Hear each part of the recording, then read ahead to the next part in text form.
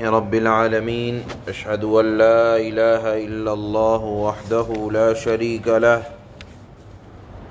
وأشهد أن سيدنا ومولانا محمدا عبده ورسوله أما بعد عن عائشة رضي الله تعالى عنها قالت كان رسول الله صلى الله عليه وسلم يكثر أن يقول قبل موته سبحان الله وبحمده استغفر الله واتوب الیہ متفق علیہ۔ اس حدیث کے اندر اللہ کے نبی صلی اللہ علیہ وسلم کا اپنی وفات سے پہلے کا ایک عمل اس روایت کے اندر بیان کیا جا رہا ہے۔ اللہ کے نبی صلی اللہ علیہ وسلم اپنی وفات سے پہلے سبحان اللہ و بحمدہ اور استغفر اللہ و اتوب الیہ کی کثرت، اس کلمے کی آپ کثرت فرما رہے تھے جب آپ دنیا سے جانے کا وقت جب آپ کا قریب آ گیا تھا۔ گویا کہ زندگی کے آخری ایام میں آپ نے استغفار کی کثرت فرمائی۔ کیوں فرمائی؟ اس لیے فرمائی کہ اللہ کا حکم تھا۔ کیا اللہ کا حکم تھا؟ سورہ نصر ایک چھوٹی سی سورت ہے، اذا جاء نصر اللہ والفتح۔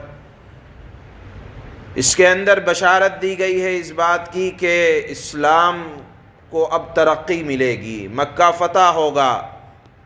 تو اللہ نے فرمایا کہ اے نبی صلی اللہ علیہ وسلم جب فتح ہو جائے مکہ اور آپ دیکھیں کہ یدخلون اسلام میں لوگ داخل ہو رہے ہیں افواجا، فوج در فوج، تو اب آپ یہ سمجھیں کہ اب آپ کے جانے کا وقت قریب آ گیا۔ تو آپ کا کام کیا ہو؟ فسبح بحمد ربک، آپ اپنے رب کی تعریف کریں، واستغفر، اور آپ استغفار کریں۔ معلوم یہ ہوا کہ زندگی کے آخری ایام میں آخری عمل اللہ نے اپنے محبوب پیغمبر سے یہ چاہا کہ آپ اللہ کی برابر تعریف کرتے رہیں، اور اب آخری ایام میں خصوصیت کے ساتھ استغفار کا اہتمام کریں۔ لہذا جو لوگ بڑھاپے کی دہلیز پہ پہنچ چکے ہیں، ہر حال میں استغفار اور تعریف ہونی چاہیے اللہ کی، لیکن جو زندگی کے آخری ایام ہیں، اللہ کے نبی کی سنت یہ تھی کہ آپ زندگی کے آخری ایام میں تسبیح اور استغفار کی آپ نے کثرت فرمائی، اور یہ قرآن کا حکم بھی ہے اور رسول اللہ کی یہ سنت بھی ہے جو آج آ رہی ہے۔